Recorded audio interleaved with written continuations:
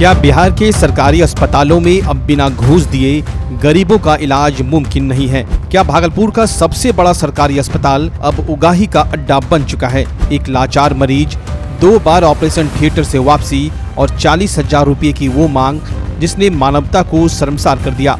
आखिर जवाहरलाल नेहरू चिकित्सा अस्पताल में ये क्या खेल चल रहा है?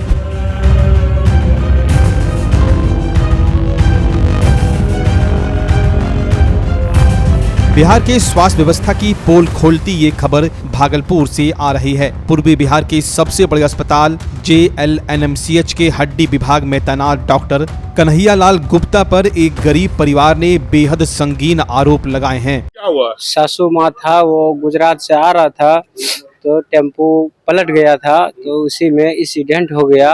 उसके बाद सब आदमी बोला कि नहीं जाओ मैयागंज जाओ, घंटा कम पैसा में खर्च में निकल जाएगा, हो जाएगा। तो हम सोचा ठीक है, तब मैयागंज लेकर आ गया, भर्ती कर दिया।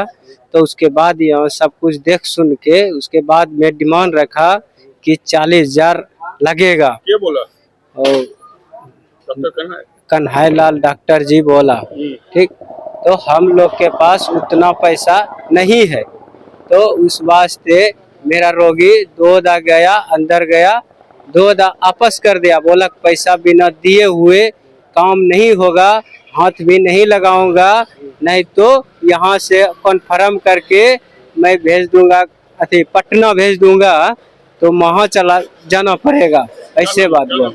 रामवृक्ष मंडल। आरोप है कि मरीज माला देवी के ऑपरेशन के लिए डॉक्टर साहब ने सीधे तौर पर 40,000 रुपये की मांग की है। हद तो तब हो गई जब महिला को 2 बार ऑपरेशन थिएटर ले जाया गया, लेकिन पैसे नहीं मिले तो बिना ऑपरेशन किए ही उसे वापस बेड पर भेज दिया गया। लेकिन रुकिए, कहानी सिर्फ रिश्वत तक सीमित नहीं है। इसमें एक ऐसा मेडिकल स्टोर कनेक्शन सामने आया है जिसे सुनकर आप दंग रह जाएंगे।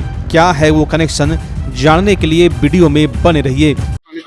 हाँ सर, उनका कमर का हड्डी टूटा हुआ है।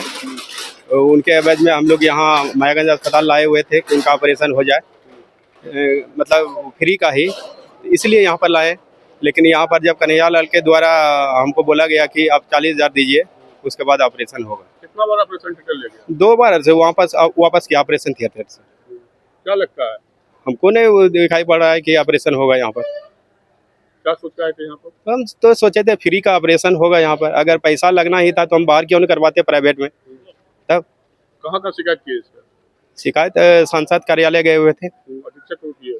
हाँ, अधीक्षक को भी किए हुए हैं और ये आपका जिला अधिकारी को भी किए हुए हैं। क्या चाहते हैं आप लोग? तो हम लोग चाहते हैं कि ऑपरेशन हो जाए, बस यही बात। क्या नाम है? शशि भूषण कुमार। परिजनों का कहना है कि उन्हें नवयुग विद्यालय के पास एक खास मेडिकल दुकान पर भेजा गया। जब वे वहां पहुंचे तो दुकानदार ने फोन पर डॉक्टर से बात की और फिर सामान देने से मना कर दिया। दुकानदार ने कहा डॉक्टर खुद ही सारा सामान मुहैया करा देंगे। सवाल ये है कि सरकारी अस्पताल की दवाइयां और सामान बाहर की दुकानों से क्यों और किस सेटिंग के तहत मंगवाए जा रहे थे। जब परिजनों ने 40,000 रुपये देने में असमर्थता जताई तो इलाज ही रोक दिया गया। देखिए, ये तो पहले मौखिक होता था, इस बार आज इन्होंने लिखित दिया है और इसको मैंने हड्डी विभाग में उनके हेड से तथा कंसर्न जो भी चिकित्सक हैं उनसे एक्सप्लेनेशन मांगा है कि आपका क्या कहना है, और वो फोटोकॉपी भी भेज दिया है जिसने आरोप लगाया है। अब उसका आ जाएगा जवाब, तभी हम कुछ उस पर निर्णय ले पाएंगे। गंभीर आरोप लेकिन है सर, कन्हैयालाल जो है डॉक्टर। जी है, मगर बिना देखे आरोप तो लगता ही है, मगर सत्यता जांच करने के बाद ही मैं कुछ कर पाऊंगा। ऐसे पहले भी आरोप सर हड्डी? हाँ आए थे, 2 एक चिकित्सक पर आए थे, तो उसको हम लोग रेफर कर दिए थे। RAD साहब के पास जांच चल रही है। इस मामले में क्या सर आगे कार्रवाई अब होगी? अगर आरोप तय होता है तो इसको आगे जांच के लिए फिर भेजा जाएगा और बड़े ऊपर में भी इनको इन्फॉर्म कर दिया जाएगा इस पर, और ऊपर वाले जो हमारे हेल्थ विभाग वाले हैं जो भी निर्णय लेंगे उनको लेने के लिए। और कुछ ऑर्थोपेडिक्स डिपार्टमेंट में हड्डी रोग में ये ज़्यादा ही इस तरह का आरोप आ रहा है या ऑपरेशन नहीं करने का आरोप आ रहा है।